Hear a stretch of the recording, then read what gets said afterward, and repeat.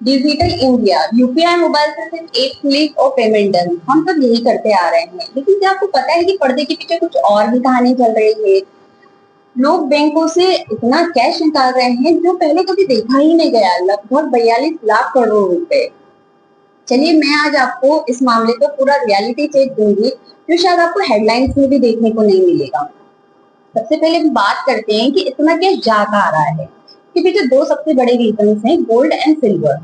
आज के टाइम पे जो गोल्ड की प्राइस है वो आसमान छू रहे हैं, तो जो मिडिल क्लास लोग हैं, जो आम जनता है, वो अपना पुराना सोना बेच कर प्रॉफिट कमा रहे हैं। वहीं सराफा बाजार में आज भी कैश का दबदबा है। जो सेकंड रीजन है वो सरकार की पॉलिसीज पर बड़ा सवाल उठा रहे हैं, बिकॉज हर छोटे बड़े व्यापारी के पास बार बार जीएसटी के नोटिस भेजे जा रहे हैं। यूपीआई की वजह से जो छोटी छोटी ट्रांजेक्शन है वो भी ट्रैक हो रहे हैं, तो डर की वजह से जो मर्चेंट्स हैं उन्होंने यूपीआई लेना ही कम कर दिया है। लोग कहते हैं कि भाई कैश दे दो, टैक्स की झंझट से बचो। मतलब सोचिए, जिस डिजिटल इकोनॉमी की ढिंढोरा पीटा गया था, आज सरकार की वजह से ही, उनकी जो हैवी हैंडेड टैक्स एडमिनिस्ट्रेशन है उनकी ही वजह से लोग फिर से कैश की तरफ लौट रहे हैं। अब बात करते हैं थर्ड पॉइंट की, जो हमारी फाइनेंशियल सिक्योरिटी से जुड़ा हुआ है। आज के टाइम पर जो महंगाई जिस तरीके से बढ़ रही है, उसके सामने हमारे बैंक में रखी हुई एफडी पर जो मिलने वाला इंटरेस्ट है वो ना के बराबर ही लगता है। तो जनता का सोचना भी सही है ना कि जब हमें वैसा रिटर्न ही नहीं मिल रहा है तो बैंक में पैसा रखने का क्या ही मतलब है। यहाँ पर सरकार और आरबीआई को सोचना चाहिए कि अगर लोगों ने अपना पैसा बैंक में रखा है और उन्हें अच्छा रिटर्न नहीं दिख रहा है तो वो पैसा तो बाहर निकालेंगे ही ना।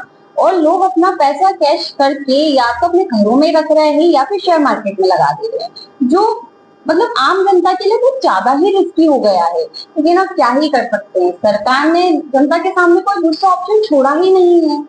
सरकार कहती है कि हमारी जीडीपी 8% से ग्रो कर रही है, सब कुछ बढ़िया है। चलिए मान लेते हैं, अगर सब कुछ इतना ही परफेक्ट है तो रूपी डॉलर के सामने इतना कमजोर क्यों होता जा रहा है। एक्सपर्ट्स का कहना है कि रूपी जल्द ही 97 से लेकर 100 तक पहुंच सकता है। मतलब जब करेंसी गिरती है तब इम्पोर्टेड चीजें जैसे क्रूड ऑयल महंगा हो जाता है, जिसका सीधा सीधा असर हम आम जनता की पॉकेट पर पड़ने लगता है। मतलब एक तरफ तो सरकार ग्रोथ का दावा कर रही है, लेकिन दूसरी ही तरफ गिरता रूपी और महंगाई, ये दोनों बातें आपस में मेल ही नहीं खा रही है।